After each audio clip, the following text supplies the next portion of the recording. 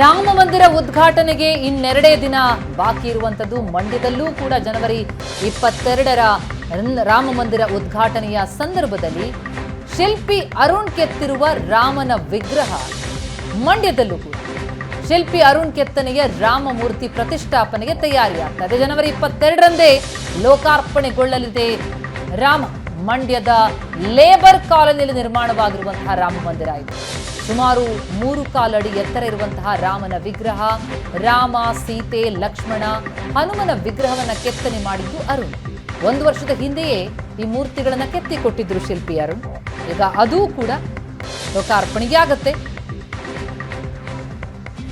ಅಯೋಧ್ಯೆಯಲ್ಲಿ ರಾಮ ಮಂದಿರ ಉದ್ಘಾಟನೆಗೆ 2 ದಿನ ಬಾಕಿ ಇರುವಾಗ ರಾಮಲಲ್ಲಾ ವಿಗ್ರಹ ಕೆತ್ತಿದ ಶಿಲ್ಪಿಯೇ ಅರುಣ್ನ ಕೆತ್ತಿರುವಂತಹ ಶಿಲ್ಪ ಮಂಡ್ಯದಲ್ಲೂ ಕೂಡ ರಾಮ ಮಂದಿರದಲ್ಲಿ ನೆಲೆ ಕಾಣಲಿದೆ.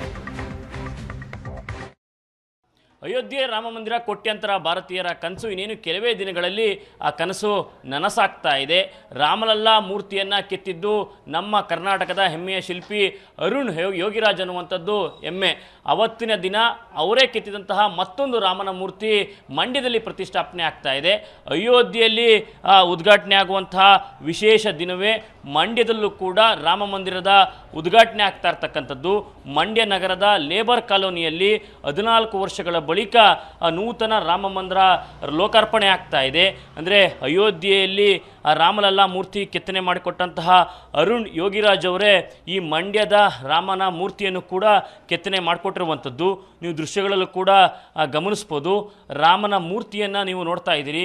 ಅರುಣ್ ಯೋಗಿರಾಜ್ ಅವರು ಭಾಳಷ್ಟು ಆಕರ್ಷಕವಾಗಿ ಒಂದು ರಾಮನ ಮೂರ್ತಿಯನ್ನು ಕೆತ್ತನೆ ಮಾಡಿಕೊಟ್ಟಿದ್ದಾರೆ. ಅದರ ಜೊತೆಗೆ ಹನುಮನ ಮೂರ್ತಿಯನ್ನು ಕೂಡ ನಾವಿಲ್ಲಿ ಕಾಣಬಹುದಾಗಿರುವಂಥದ್ದು. ಅದೇ ರೀತಿಯಾಗಿ ಲಕ್ಷ್ಮಣ ಮತ್ತು ಸೀತಾಮಾತೆಯ ಮೂರ್ತಿಗಳನ್ನು ಕೂಡ ಅರುಣ್ ಯೋಗಿರಾಜ್ ಅವರು ಕೆತ್ತನೆಯನ್ನು ಮಾಡಿಕೊಟ್ಟಿರ್ತಕ್ಕಂಥದ್ದು.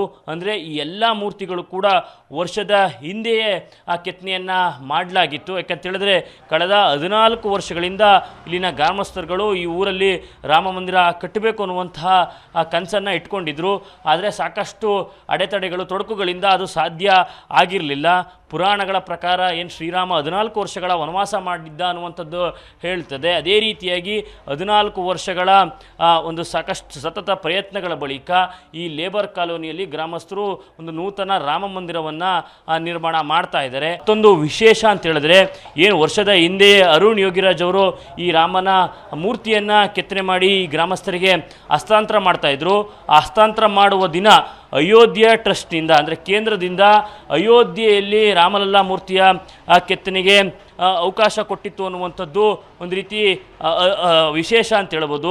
ಆ ಕಾರಣಕ್ಕಾಗಿ ಕಾಕತಾಳಿಯೋ ಇಲ್ಲ ಅದೃಷ್ಟವೋ ಗೊತ್ತಿಲ್ಲ, ಆ ಅಯೋಧ್ಯೆ ರಾಮಲಲ್ಲಾ ಮೂರ್ತಿಯ ಕೆತ್ತನೆಗೆ ಈ ಮಂಡ್ಯದ ರಾಮನ ಮೂರ್ತಿ ಪ್ರೇರಣೆ ಅಂತ ಹೇಳಿದ್ರೆ ತಪ್ಪಾಗಲಿಕ್ಕಿಲ್ಲ.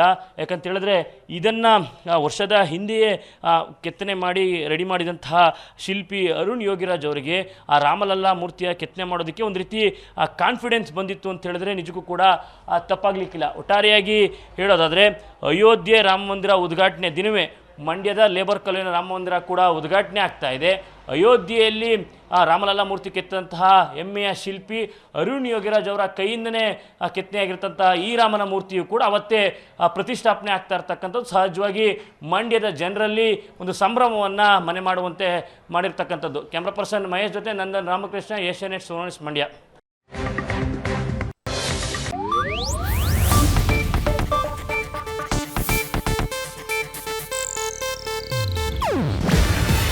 ಇದು ಏಷ್ಯಾನೆಟ್ ನ್ಯೂಸ್ ನೆಟ್ವರ್ಕ್ ಪ್ರಸ್ತುತಿ. ನೀವು ನೋಡ್ತಿದ್ದೀರಾ ಏಷ್ಯಾನೆಟ್ ಸುವರ್ಣ ನ್ಯೂಸ್.